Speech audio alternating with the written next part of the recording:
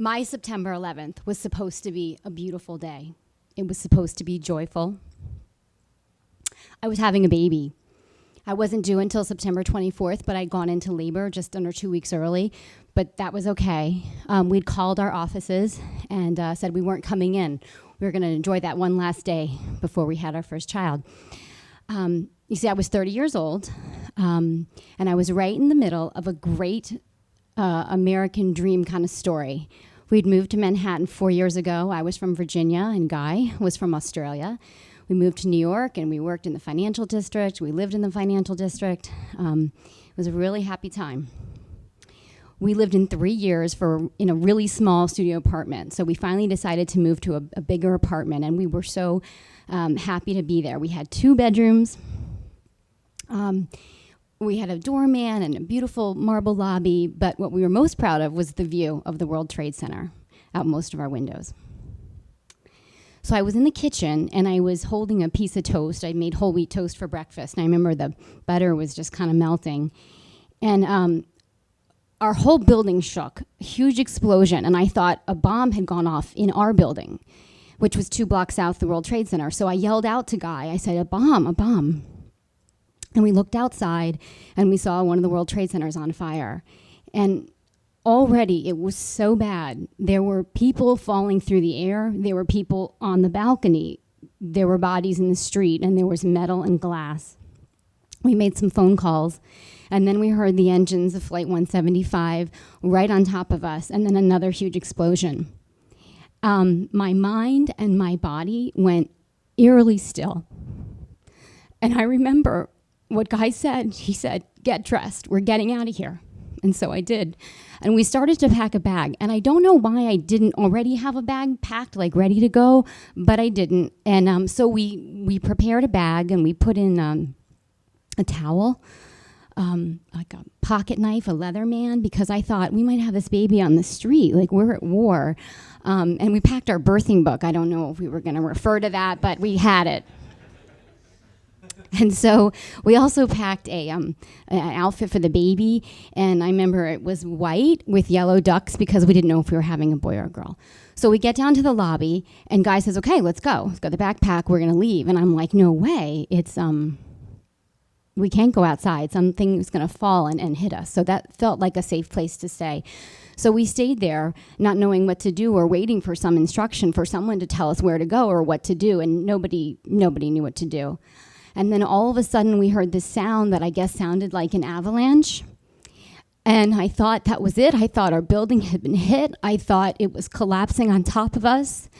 And we didn't really say goodbye, but I guess we chose our last words, which I said to Guy as he held his hands out over me. I said, I love you. And I said, I'm sorry. And as soon as the rumbling started, it stopped, and everything went pitch black, and the lights went out. And then ash started coming in, and people started coming in the lobby. And again, we waited. Now, we knew it wasn't safe to go outside. We didn't know the towers had fallen. We didn't know what happened. But a man said, you guys need to leave. There are other people in the lobby. You need to go. This building might not be safe. There might be gas leaks. So we leave, and we leave on the West Side Highway. We can't get out on this side. And we take a couple steps out, and then we hear another avalanche sound, and somebody yelled, run south, don't look back, run south. So we ran about 3 blocks as fast as a pregnant lady can run, and we hid in a parking garage until a police officer kind of motioned us to come over. So there we ended up in a woman's apartment building with other people who were looking for shelter or safety. Somebody must have called an ambulance because paramedics showed up.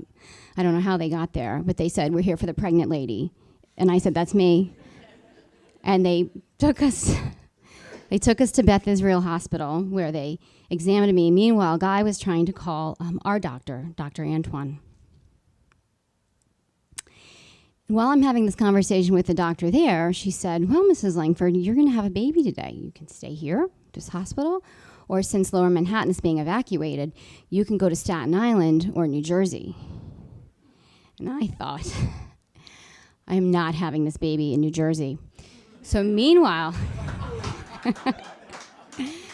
So Guy is talking to Dr. Antoine. We finally get, he says, he gives him some strange instructions, and he says, Cathy's in labor. I don't want to tell you what we just witnessed, but Dr. Antoine said, it's okay. We're here. We're waiting for you. Can you get her here? He said, yeah, we can get there. And he said, okay, well, if you can, on your way, stop and get your wife a glass of wine. And he said, okay, I can do that. That's what we did. We grabbed our backpack, we left Beth Israel, and we started to take a walk. I guess I just wanted something to go right that day. I wanted to get to my hospital, to my doctor, to have this baby. We did have a glass of wine, and then we did. And then we got to NYU Tisch, where just coincidentally I found Dr. Antoine in the hallway, and he gave me an embrace. I don't think he said anything, but his hug, it felt like he was saying, I know. At 3 a.m. on September 12th, we delivered a healthy baby girl. We named that little girl Grace.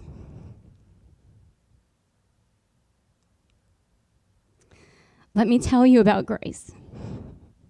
She's kind, she's compassionate, she's affectionate. She's here tonight with us, and I just want you to know what a beautiful life she's living.